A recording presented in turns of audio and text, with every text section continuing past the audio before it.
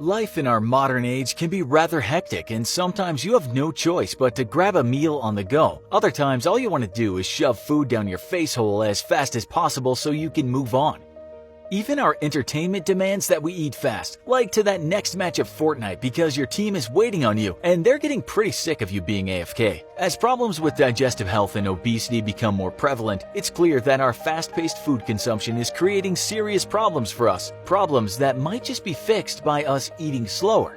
In general obesity rankings, Spain sits at number 62, with 23.8% of the population being obese, versus the United States, where it's 36.2% of the population. While there are a variety of factors to explain this difference, it appears to be that Spain's eating culture is a leading cause for this disparity between the two modern and industrialized nations. In Spain, the typical meal can take at least an hour, and is seen as a social affair to be enjoyed with coworkers and family. Yes, even midday lunches can run for a full hour, if not more. Family dinners tend to be late in the day and can last as long as 2 hours, especially when they involve large gatherings of family members or friends, as they often do. Spain's social eating culture drags out the process of eating in comparison with the United States, where the average meal is scarfed down as quickly as possible. In 2011, the Organization for Economic Cooperation and Development, a group of 34 mostly Western countries, did a study on the eating habits of their member states and the domestic lives of their populations.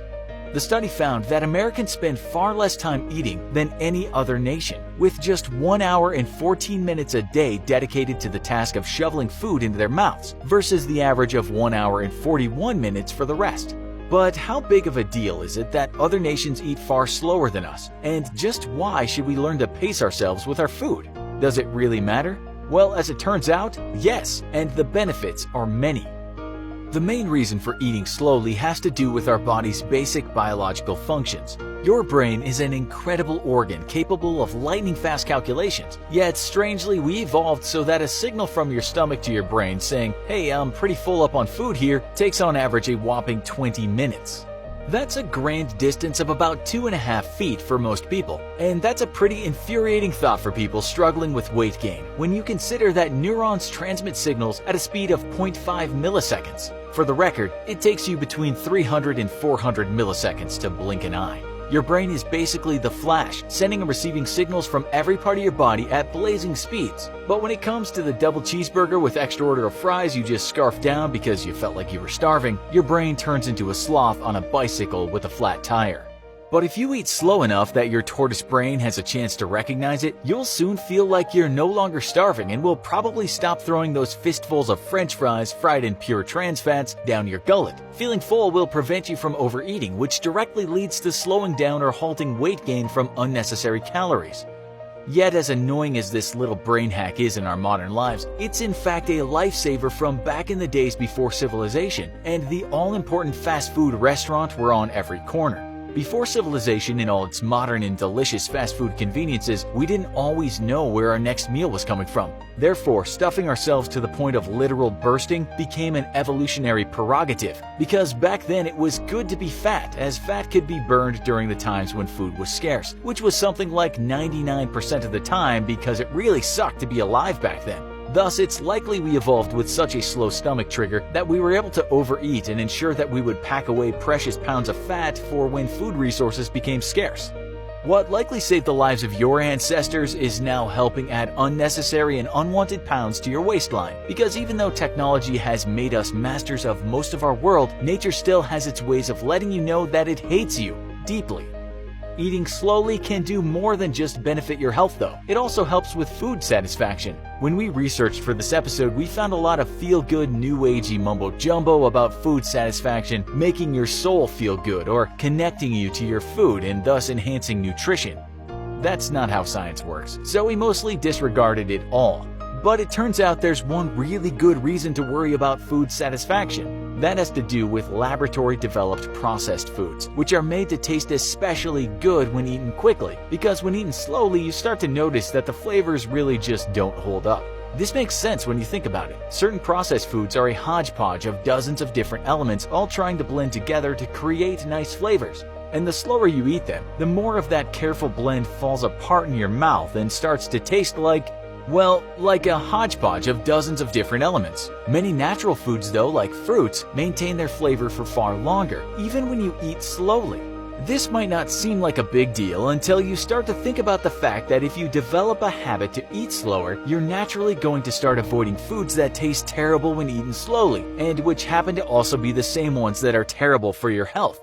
Eating slower will prompt you toward more natural, healthier foods and away from highly processed things like flavored potato chips or candy bars and all the sugar, fat, and calories that come along with them. We hear you though. We were skeptical too, which is why we have a mini challenge for you. Next time you're at a gas station, go ahead and buy yourself a pack of those wrapped up chocolate donuts, the small ones, then pop one in your mouth and go ahead and chew it for about 10 seconds and tell us how you feel. Unless you have the taste buds of a goat, you're going to start feeling pretty gross after about the 5th second. So you now see why many snacks like this are purposefully small. They trick you into eating more and thus buying more, but also into eating them quickly. You can even try it with a Twinkie, which even we admit at first glance seems to be one of mankind's finest creations. But pop one of those into your mouth for a good 10 seconds and see how you feel about yourself afterwards. So just eat slower and you'll naturally want to eat healthier foods. It makes a lot of basic sense. Eating slowly also has a direct benefit on your digestion. Now we realize that most of our audience is younger and the idea of improving your digestion is laughable and a 100% non-concern. Oh boy, we literally can't wait for you to get into your 30s. We have such terrible, horrible wonders to show you. You might have a bulletproof gut right now, but believe us, that's not gonna last. You're getting older every day, the grains of life slowly but inexorably slipping through your fingers and ushering you ever forward to your inevitable death and bad digestion. So you should really start building good habits now, or you'll spend a significant amount of your limited time on this earth squatting over the toilet. When you sit down for a meal, your body starts going into digestion mode almost immediately. First, your mouth starts salivating so that enzymes in your saliva can break down food and moisten it, which makes it easier to slide that barbecue bacon cheeseburger down your throat.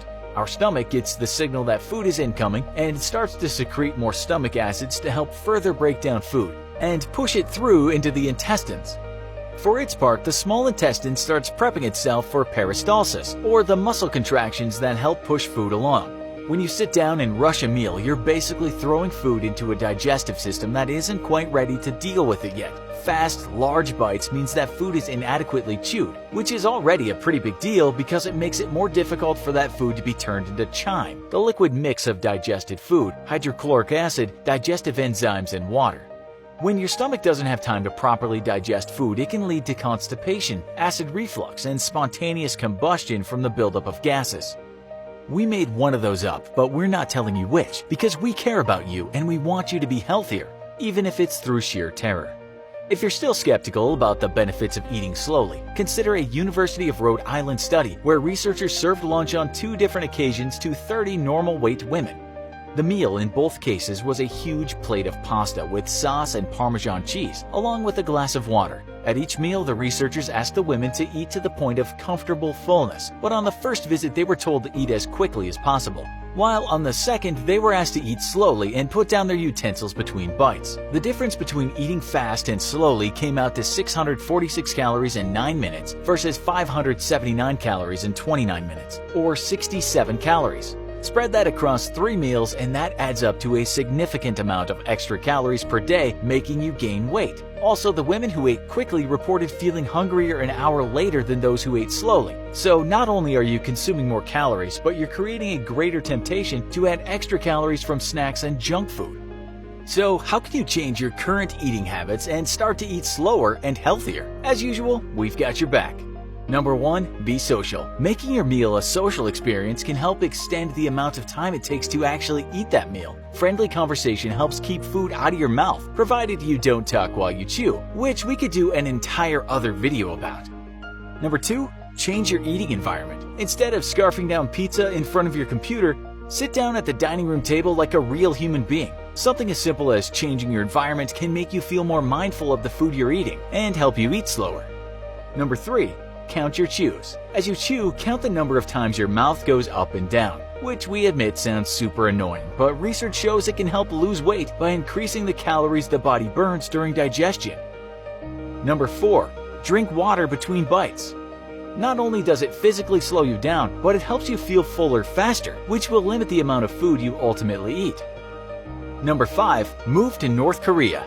Eating food in North Korea is illegal, so you won't even have to worry about eating slower. Now that you've learned all about how eating slower can be a huge health benefit, do you think you'll be more mindful about the way you eat? Also, make sure you check out our other video, This is Why You're Fat. And as always, if you enjoyed this video, don't forget to like, share, and subscribe for more great content.